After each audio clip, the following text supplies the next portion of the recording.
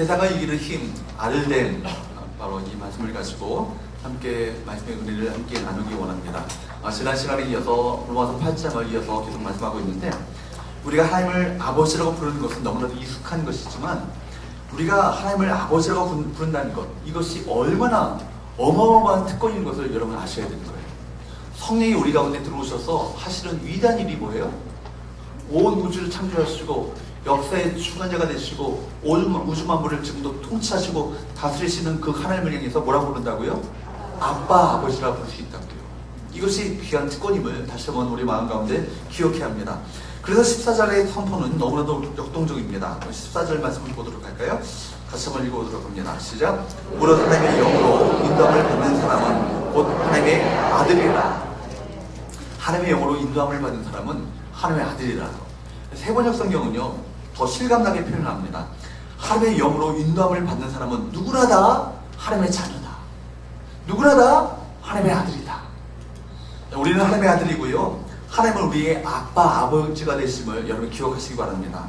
성령님은 우리로 하여금 하나님을 가리켜서 아빠, 아버지라고 부를 수 있도록 만들어주시는 영이세요. 사탄은요 우리에게 의심과 불신과 늘 마음 가운데 회의와 의기소침과 심취와 우울한 마음을 우리 가운데 불어넣으시죠. 그러나 성령은 우리에게 확신과 기쁨, 또 평안과 건강한 자긍심을 갖도록 만들어 주십니다. 마귀는 우리가 조금만 잘못해서 너 이제 끝났다, 실수해도 넌 끝났다, 네가 뭘 할 수 있겠어, 귀를 꺾습니다. 넌 틀렸다라고 의기소침하도록 만듭니다. 그러나 성령께서는 여전히 우리가 그럼에도 불구하고 하나님의 사랑받는 자녀임을 확신시켜 주시는 거예요. 믿으십니까? 아멘. 그렇기 때문에 15절 16절을 이렇게 말씀합니다. 15절 16절 말씀을 보도록 합니다. 시작! 너희는 다시 무수하는 종의 영을 받지 아니하고 양자의 영을 받았으므로 우리가 아빠, 아버지라고 부르시느니라. 성령의 친히 우리 영과 더불어 우리가 하나님의 자녀인 것을 증언하시나니. 우리가 더 이상 이제는 무수하는 종의 영, 노예의 영, 뭐예요? 마귀, 사탄 마귀의 영을 받지 아니하고 이제는 어떤 영을 받는다고요?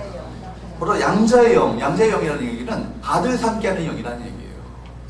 우리 아들 삼게 하는 그 영을 누구예요? 성령님을 받았으므로 온 우주에 창조주신 그 하나님을 향해서 뭐라고요? 아빠, 아버지라고 부를 수 있게 됐다고요. 여기서 양자의 성령을 양자의 영, 즉 아들 삼으시는 영이라고 말씀하고 있는데, 아들로 삼았다라는 말은 입양했다라는 얘기입니다. 여러분, 태어날 때부터 사실은 입양했다는 얘기는 뭐예요? 우리가 하나님의 아들은 아니었더라는 것이죠. 그러나 예수 그리스도의 십자가의 은혜로 말미암아 우리가 하나님의 아들로 입양되었다는 얘기예요. 우리가 하나님의 양자가 되었다는 것은 엄청난 하나님의 그 사랑과 은혜를 받았다는 거예요. 우리가 양자가 그냥 된 게 아니잖아요. 예수의 피로 피 흘림이 있었고 십자가에 찢기심이 있으셨고 죽이심을 당하셨던 그 엄청난 고통을 그 압박부모로 말미암아 우리가 하나님의 아들 되었다는 거예요. 여러분, 입양할 때 부모는요, 자녀는요 부모를 선택하지 않습니다.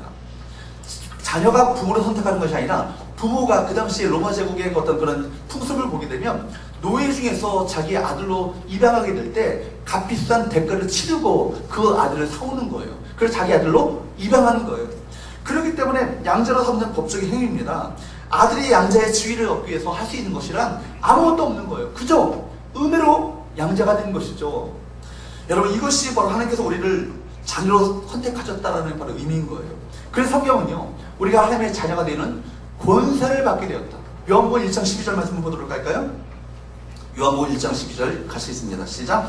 영접하는 자, 곧 그 이름을 믿는 자들에게는 하나님의 자녀가 되는 권세를 주셨으니. 아멘. 영접하는 자, 말하자면 예수님을 나의 주님으로 모셔드리는 자들에게 하나님의 자녀가 되어지는 권세가 주어지게 됐다. 여러분, 이 아버지 하나님, 아버지 나의 하나님이라는 이 고백이요, 이것이 우릴 수 있다는 것이 엄청난 권세라는 것을 여러분 기억하시기를 축복합니다. 여러분, 하나님의 아들 되면은 어떤 권세가 있는 겁니까? 우리가 한두 번 실수했다고 해서 자녀됨의 그 명분이 취소되는 것이 아니에요. 여러분, 우리가 부족함과 한계를 느낄수록 하나님을 향해서 예언하게 되죠. 아빠, 아버지라고 하면서 애원하며 간청하게 됩니다. 그럴 때 하나님의 긍휼과 도우심을 절규할수록 성령님은 내 안에서 구석에서 계속해서 말씀하십니다. 내면의 소리를 가지고 말씀하시는 거예요. 내가 예수의 그 핏값을 주고 오늘날 내가 너를 낳았다. 너는 내 사랑하는 아들이다. 내 사랑하는 자녀다. 이렇게 말씀하시는 하나님의 음성을 우리 10년 가운데 들려주실 것입니다. 여러분, 미국에 힐튼가에 그 손녀가 있더라고요. 힐튼가의 손녀. 힐튼 우리나라에도 힐튼 호텔 그런 호텔이 있는데 엄청난 재벌의 그 손녀죠. 상속녀예요. 힐튼가의 손녀가 그 약간 대방만이처럼 행동들을 많이 하더라고요. 그런데 그가 그렇게 뭘 믿고 그렇게 하는 거예요? 자기가 엄청난 이 상속을 받게 됐다라 이 사실 그거 믿고 그백 믿고 그렇게 하는 걸 아니겠어요? 근데 우리는요 엄청난 하나님의 그 상속자가 되었다. 그렇기 때문에 여러분들이 어떤 고난과 역경을 당하나 할지라도 여러분 절망할 필요가 없습니다.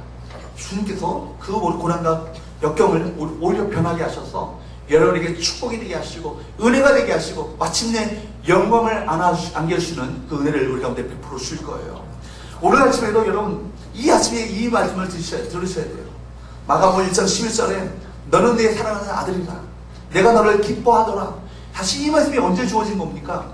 예수님께서 공생애를 시작하시면서 세례 요한으로부터 세례 받으실 때 하늘로부터 음성이 들려주시기를 뭐라고 하냐면 너는 내 사랑하는 아들이라 내가 오늘날 내가 너를 낳았다. 내가 너를 기뻐한다. 이 말씀을 들으셨어요. 그랬을 때 주님께서는 이 말씀을 통해서 내가 하나님의 아들됨의 확신을 가지시고 그 십자가의 수만과 고통까지도 끝까지 감당하시면서 마침내 승리하시고 우리에게 구원과 생명을 안겨다 주시는 것 아니겠어요? 여러분 이 아들됨의 확신이 우리 가운데 있을 때 세상을 이기는 힘이 되어지는 것이죠. 아들됨의 확신이 있을 때 온갖 역경과 고난에도 굴하지 아니하고 믿음으로 승리하는 인생이 될 줄로 믿습니다.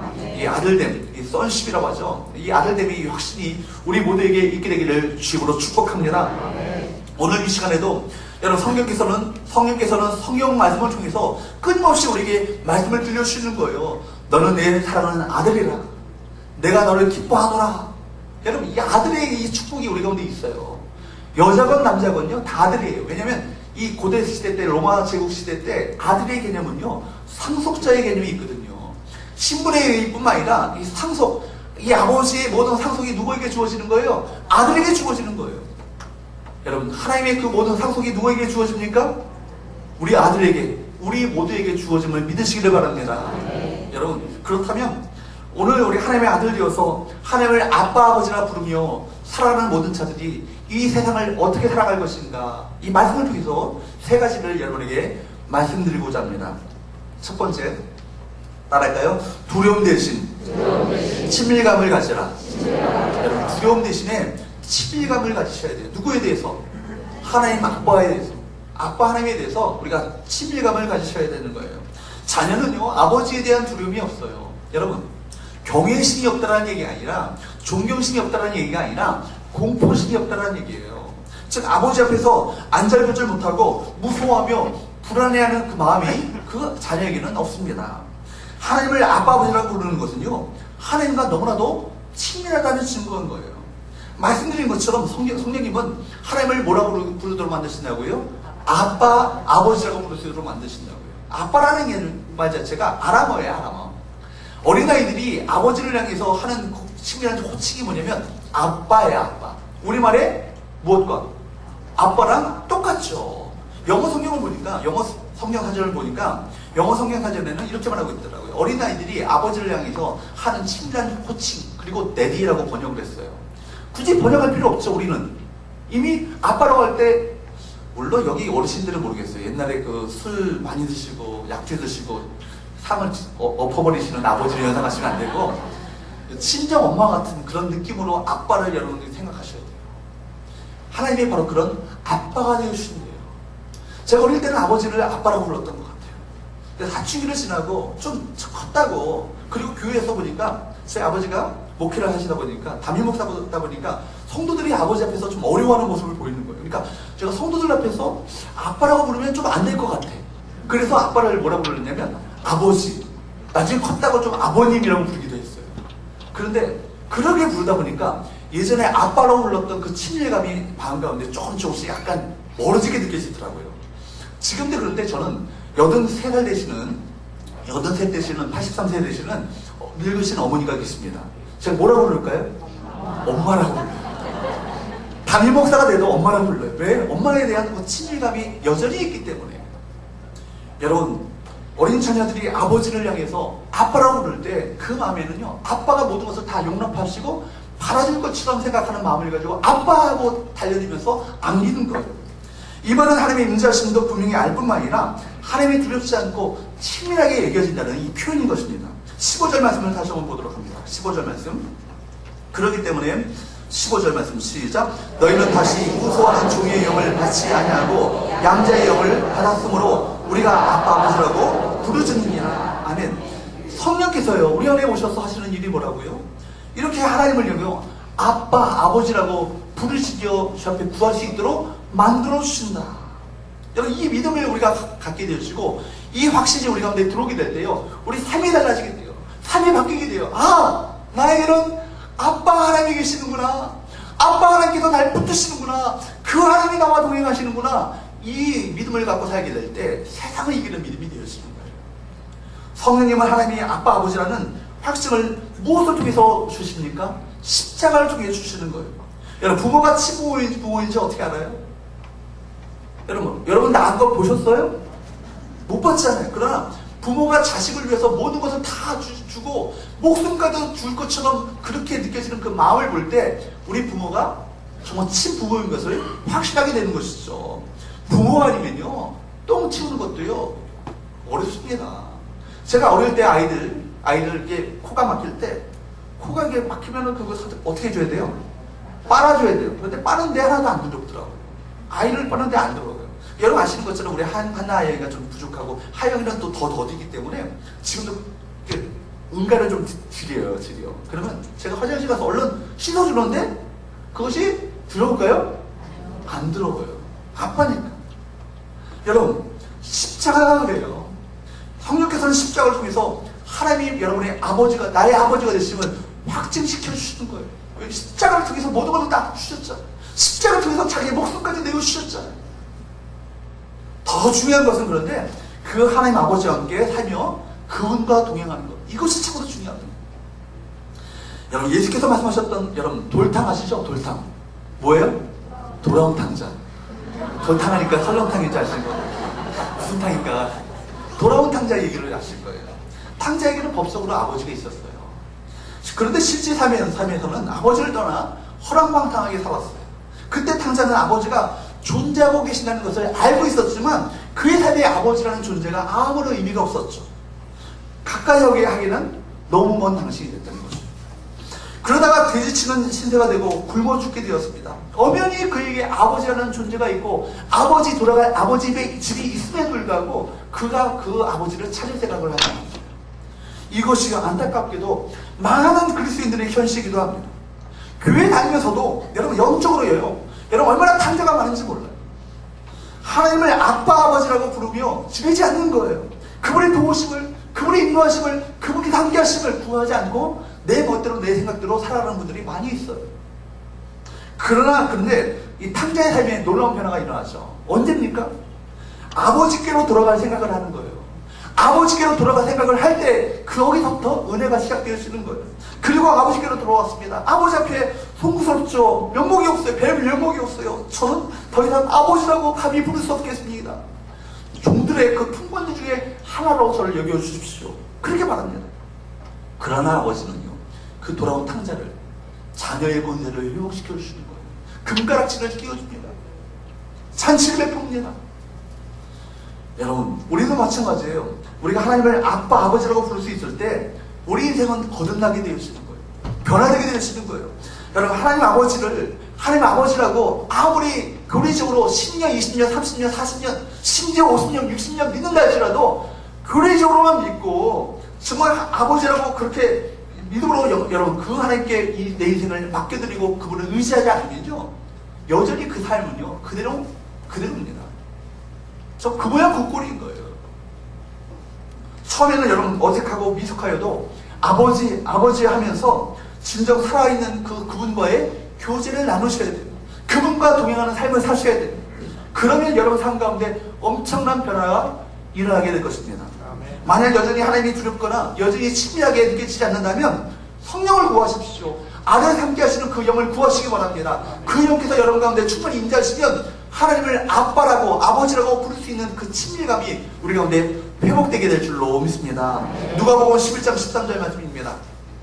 다시 한번 읽어볼까요? 시작. 너희가 할지라도 좋은 것을 자식에게 줄 줄 알거든 하물며 너희 하늘 아버지께서 구하는 자에게 성령을 주시지 않겠느냐. 성령을 부어주시면 하나님을 아빠 아버지라 부를 수 있는 이 친밀함의 그 회복을 우리 가운데 허락하여 주실 줄로 믿습니다. 여러분, 하나님의 소원은요, 우리 모두가 다 하나님을 아빠라고 부르며 친밀하게 주 앞에 다가가는 것, 이것을 원하시고 계시는 거예요. 하영이가 아직도 말을 더뎌요. 그렇죠? 장애가 있다 보니까 애가. 그래서 아빠라는 말 자체도요, 표현을 잘 못합니다. 말이 좀 그렇게 아와 아와 이렇게 말하고 그렇게 제대로 말을 그렇게 말하지 못해요. 그럴 때 그러다가 어쩌다가 갑자기 아빠라고 말할 때가 있어요. 그러면요, 제 마음이요 막 가슴이 터질 것 같아요. 그 아이가 저를 향해서 아빠라고 부르면서 말할 때 그 가슴이 터질 것처럼 기쁨이 있습니다. 마찬가지예요. 여러분들이 어렵고 힘들고 지쳐 장망하고 쓰러질 때 우리 찬양 불러서 그때 바로 아빠라고 부르면서 주님 앞에 달려가다가 그분의 품에 안기기를 우리 주님께서 간절히 원하고 계심을 여러분 믿으시길 바랍니다. 여러분, 이것이 바로 모든 아버지의 소원이에요. 아빠라고 부르며 그분의 품에 안기기를 원하고 계십니다. 두 번째, 우리가 하나님을 아빠 아버지라고 부르는 자들은 어떤 삶을 살아야 될 것입니다. 두 번째, 한번 따라해 봅시다. 성령의 인도를 받으라. 14절 말씀을 보도록 할까요? 14절 말씀 시작. 무릇 하나님의 영으로 인도함을 받는 사람은 곧 하나님의 아들이라. 아멘. 하나님을 아빠라고 부르는 자들은요, 하나님의 영, 성령의 인도와 다스림을 받아야 합니다. 마귀의 인도를 받으면 누구의 자녀예요? 마귀의 자녀죠. 하나님의 영, 양자의 영, 성령의 인도함을 받으면 누구의 자녀예요? 하나님의 자녀예요. 여러분들이 성령의 인도함을 받지 않고 여러분 생각대로, 여러분의 고집대로, 여러분의 판단대로, 여러분의 욕심대로 살아가십시오. 그 길은요, 정확하게 세상의 길과 일치합니다. 세상의 길은 누구의 길과 일치해요? 마귀의 길과 일치해요. 그러니까 여러분, 육신을 쫓아 살면 안 되는 거예요. 여러분, 자기 고집대로 살면 안 된다고요. 누구의 인도함을 받으셔야 된다고요? 성령의 인도함을 받아 그분의 이끄심을 따라 순종하며 살아가는 것이야말로 여러분, 이것이 생명의 길이요, 바로 영생의 길이요, 진리의 길이요, 축복의 길이요, 영광의 길임을 여러분 기억하시기 바랍니다. 그렇기 때문에 여러분, 성령의 인도함을 받는 자들은요, 자기 자신을 의의 병기로 드리는 거예요. 반면에 육신을 따라 살아가는 자들은 자기 육신대로 살다가 결국 불의의 병기로 자기 자신을 드리고 맙니다. 사랑하는 여러분, 우리 모두가 성령의 인도함을 받음으로 말미암아 하나님께서 기뻐하시는 그 뜻을 따라 결국 그로 말미암아 우리 삶 가운데 성령께서 맺고자 하시는 아름다운 열매가 맺어지는 우리 복된 성도들 될 수 있기를 주님의 이름으로 부탁을 드립니다. 여러분, 갈라디아서 5장 16절 말씀 그렇기 때문에 이렇게 말씀하세요. 한번 읽어보도록 할까요? 시작. 내가 이르노니 너희는 누구를 따라 행하라고요? 성령을 따라 행하라고. 그리하면 육체의 욕심을 이루지 아니하리라. 오늘부터 한번 결심해 보세요. 내가 육체의 욕심을 따라 하지 않으리라 하면서 이를 악물고 해보십시오. 이내 5분도 안 돼서요, 육체의 욕심이 싹 들어옵니다. 그래서 육체의 욕심을 따라 사는 것은요, 여러분 의지와 결단을 가지고 되는 것이 아니라는 거예요. 누구의 인도함을 받는 거예요? 성령의 인도함을 받게 되면 저절로 육체의 욕심을 따라 살아가는 것이 줄어들게 되어지는 거예요. 성령의 인도함을 받는 비결은요, 그렇기 때문에 날마다 깨어 기도하는 거예요. 눈을 떠도 항상 성령의 인도함을 받아 성령의 그 마음 가운데 감동을 주시고 마음 가운데 깨닫게 하시고 양심을 통해 말씀하시는 그 음성을 날마다 들으며 순종하며 살아가게 될 때 우리는 성령을 따라 살아가게 될 줄로 믿습니다.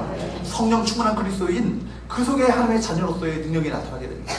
성령 충만한 그리스도인 그 안에 바로 성경에서 맺고자 하시는 열매 맺는 삶이 그 가운데 나타나게 될 줄로 믿습니다.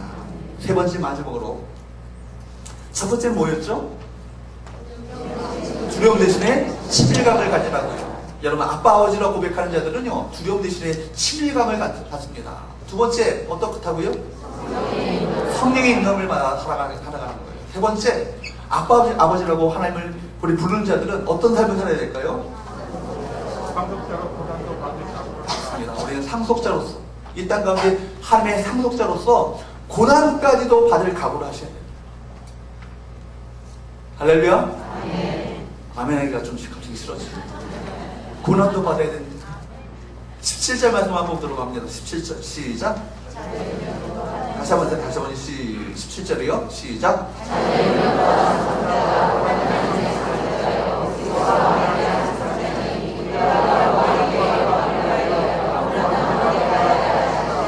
아멘. 자녀이면 또한 뭐라고요? 자녀라는 것은 뭐라고요? 상속자라고요. 곧 하나님의 상속자라고요. 하나님의 상속자라는 얘기는요, 하나님 안에 있는 모든 것이 다 우리에게 주어진다는 얘기예요. 할렐루야. 아멘. 하나님의 상속자요. 또 누구와 함께 상속자라고요? 그리스도와 함께한 상속자라고요. 주님께서 받으시는 그 상속을 함께 더불어 받게 된대요. 얼마나 이것이 놀라운 은혜입니까? 그냥 아버지라고 아빠라고 부르는 것은요, 하나님의 상속자가 되었다라는 이 믿음이 있는 거예요. 자녀면 또한 상속자, 곧 하나님의 상속자요, 그리스도와 함께한 상속자님. 하나님의 상속자라면요, 엄청난 신분의 사람 아니겠습니까? 엄청난 부자죠. 여러분, 하나님의 상속자라는 이 믿음을 주시는 것은 세상을 살아갈 때 어떤 처지와 어떤 형편에서도 결코 요동 없이, 흔들림 없이 당당하게 하나님의 말씀대로 살 수 있도록 하시기 위해서 우리에게 하나님의 상속자의 신분을 주시는 거예요. 세상의 길은 쉽고 편하죠. 그죠? 많은 사람들이 신나게 갑니다. 그러나 그 길은, 쉽고 편한 그 길은 결국에는 뭐예요? 심판의 길이요, 멸망의 길입니다. 죽음의 길이에요. 신앙인이 걸어가는 길은 사실은 좁고 협착한 길이에요. 가시밭길이에요. 고난의 길이에요. 그러나 그 길은 생명의 길이고 영생의 길이고 진리의 길이고 축복의 길이고 마침내 우리에게 영광을 안겨다 주시는 거예요. 초대교회 성도들은요, 엄청난 핍박을 받았잖아요. 오늘날에도 많은 핍박받는 그리스도인들이 많이 쫓겨 있습니다. 여러분이 몰라서 그렇지, 우리나라는 종교의 자유가 있어서 그렇지, 중국 지방만 가도요, 북한만 가도요, 지금 예수 믿는 것 때문에 목숨을 빼앗기고 모든 것을 다 빼앗기는 그런 사람들이 있어요. 인도만 제가 가도요, 인도만 가도 그렇더라고요. 인도만 가도, 인도 갔더니 인도에는 카스트 제도가 있잖아요. 브라만 트시카에서 카스트 제도가 있는데, 요번에 그 총리가 불가촉 천민이 됐더라고요. 근데 예수를 믿는 순간 브라만 계급에서 바로 불가촉 천민으로 떨어지는 거예요. 이것이 바로 그리스도인이 겪는 고난이에요. 그런데 여러분, 초대교회 성도들은요, 특별히 초대교회 사도인들을 보니까 그들이 주를 위하여 능력받는 일에 합당한 자로 여기심을 기뻐하면서 그렇게 말합니다. 주님을 찬양했다. 능력받는 일에 바로 합당한 자로 여기심을, 합당한 자라고 여기심을 기뻐하면서, 누가 여기셨다는 거예요? 누가 여겼다는 거예요? 하나님이 여겨주셨다는 거예요. 최은 입사님이 앞에 있어요. 최은 입사님이, 최은 입사는 고난받아도 합당한 자야. 내가 나를 위해서 고난받을 수 있는 자격이 있는 사람이에요. 하면서 고난을 하나님이 이빠이 부어주세요. 그럼 어떻게 돼요? 하나님 날 버리셨나 봐. 하나님 나와 함께 하시지 않나 봐. 왜 나만 이 겪는 고난이냐고 이렇게 말하면서 하나님 앞에 항변하시겠어요? 사도들은 그렇지 않았다는 거예요. 바로 주를 위하여 능력받은 일에 합당한 자로 여기심을 기뻐하면서 그 자리를 떠나더라고요. 주를 찬양했더라고요. 사랑 여러분, 나 같은 죄인이 무엇이길래 주님께서 받으셨던 고난을 내가 그 고난에 동참할 수 있는 그 은혜를 허락하셨습니까? 그렇게 말했다는 것이죠. 그리스도인의 고난은요, 오히려 하나님이 다가오시는 축복의 통로인 거예요. 그 고난 속에 하나님의 기적이 일어납니다. 고난 가운데 정말 평안할 때 맛보지 못했던 특별한 하나님의 위로하심과 그 만지심을 그가 경험할 수 있잖아요. 그래서 고난을 통해서 더더 주 앞에 가까이 나가게 되시는 그 축복과 은혜를 우리가 경험하게 되는 거예요.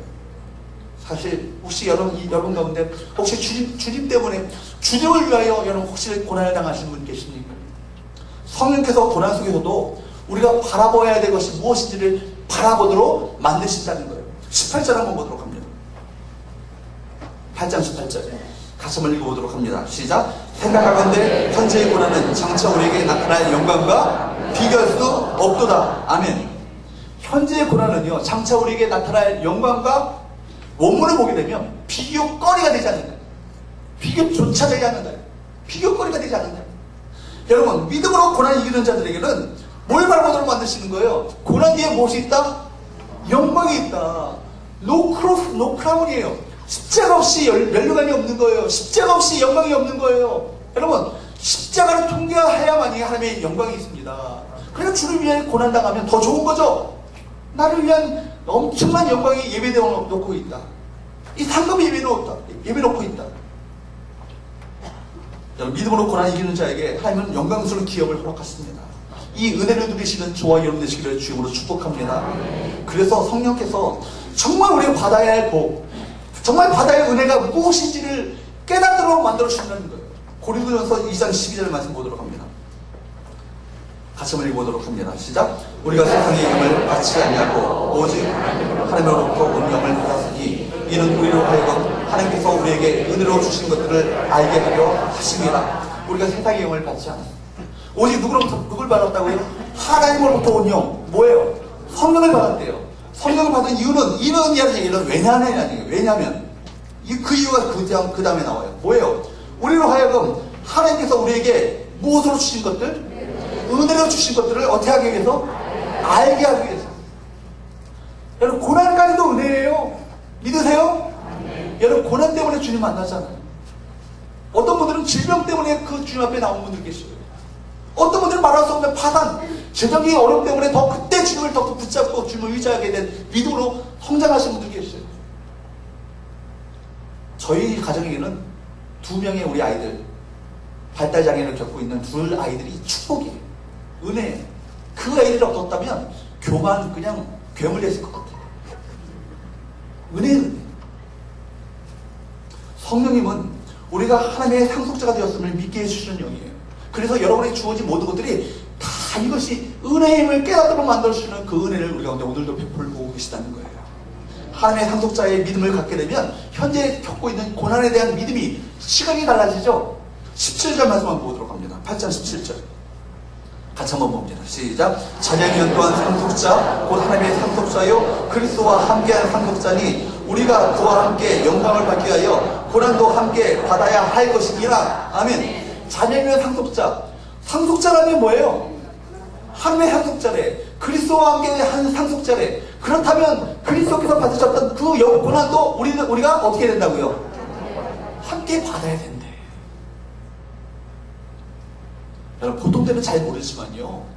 보통 때는 다 나라를 위한 애국자인 것처럼 보여요. 그렇죠?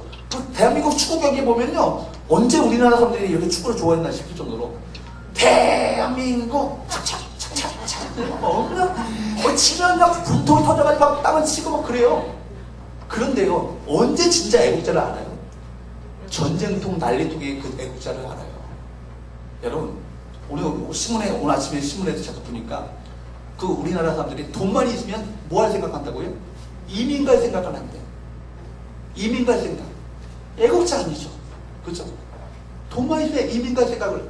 어려워도 이 나라가 정말 헬조선이라고 아무리 젊은이들이 그렇게 얘기해도 이 나라 이 조선을 사랑하는 마음을 가지고 이 나라를 위해서 기도하는 사람, 그 사람이 애국자 아니겠어요? 전쟁터에 강원이 있으면 전쟁 나면은 전쟁터에 가신다고 그러시더라고요. 제가 그 말 듣고 대단한 애국자라는 생각을 해요.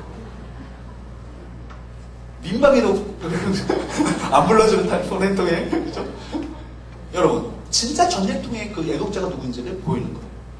여러분, 고난 앞에서도 하나님의 나라의 상속자도 마찬가지예요. 고난을 감당하는 그 마음을 주를 위해서 기꺼이 품고자 하는 마음, 이거 뭐예요? 이게 하나님의 상속자 아니에요?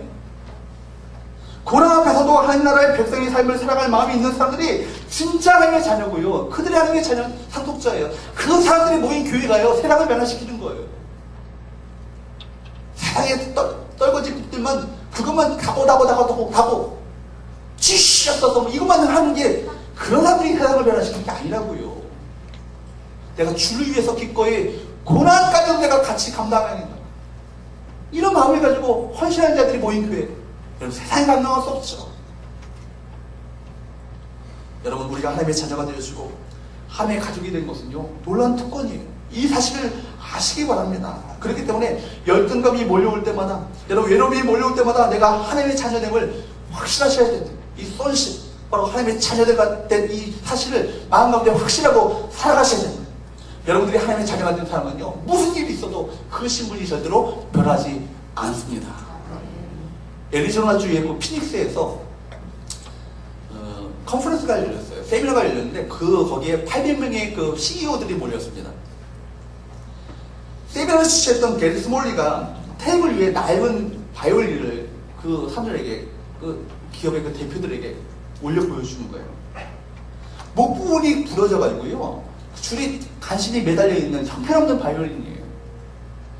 게리 스몰리는 모든 사람이 다 볼 수 있도록 그 이 바이올린을 높게 쳐든 다음에 이 바이올린의 이 가치가 얼마가 되는지를 물어봤어.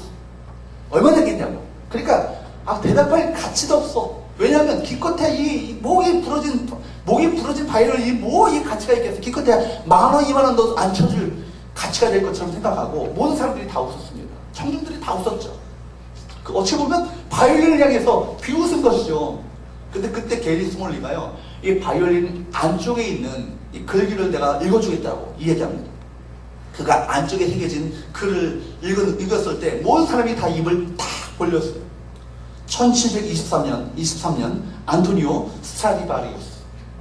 스트라디바리우스의 이 바이올린이요, 우리나라 전 세계에 한 650개 정도 있다고 해요. 그런데 그 바이올린이요, 30억에서 많게는요 300억 원의 그 가치를 지닌 바이올린이에요.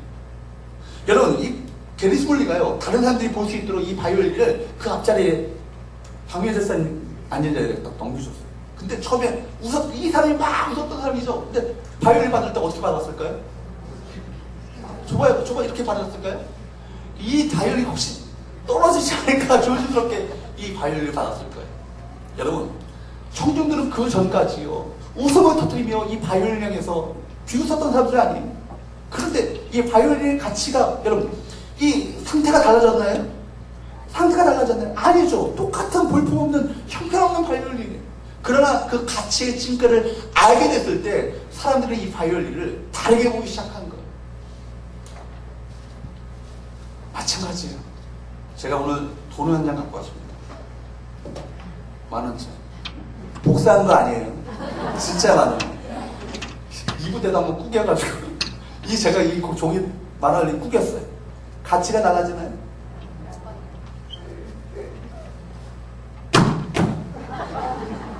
제가 짓밟았어요.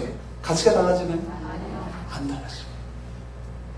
여러분, 이 세상에서 짓밟힘을 당해도, 이 세상에서 역경을 당해도, 고난을 당해도, 사람들이 심지어 목사가 여러분을 비웃나 할지라도 여러분 신분은 절대로 변하지 않습니다. 여러분, 이 사실을 기억하십시오. 그래서 이사야 49장 16절 말씀에 이런 말씀하세요. 하나님께서 우리를 어디에 새기셨다고요? 손바닥에 새기셨다고.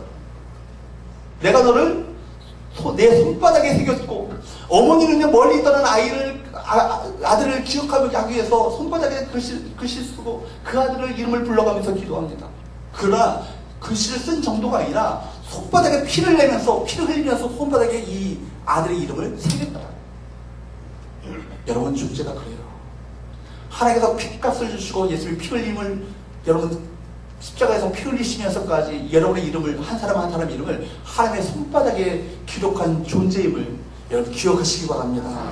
그렇기 때문에 요한일서 3장 20절 말씀에 이렇게 말씀합니다. 우리 같이 한번 읽어보도록 할까요? 시작. 사랑하는 자들아, 우리가 지금은 하나님의 자녀라. 아멘.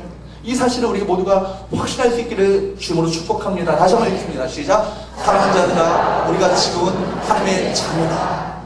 난 뭐라 해도, 어떤 상황이 닥친다 할지라도, 어떤 형편 가운데 처한다 할지라도 나는 하나님의 자녀, 하나님의 아들 된 이 신분을 확신하며 살아가는 말미암아 이 세상을 이기는 우리 모든 성도들 될 수 있기를 주님으로 축복합니다. 두려움 대신에 친밀감을 가지십시오. 하나님과의 친밀한 교제가 우리 가운데 회복될 수 있기를 주님으로 축복합니다. 뿐만 아니라 날마다 하나님의 아들 된 자들로서 성령의 인도하심을 받아 하나님의 뜻을 이루는 우리 목된 성도들 될 수 있기를 주님으로 축복합니다. 뿐만 아니라 하나님의 상속자로서 주님께서 당하셨던 고난, 그 고난의 동참함으로 결국 우리에게 예비해 놓으신 그 영광을, 축복을 누리시는 우리 모든 성도들 될 수 있기를 주님으로 축복합니다. 기도합니다.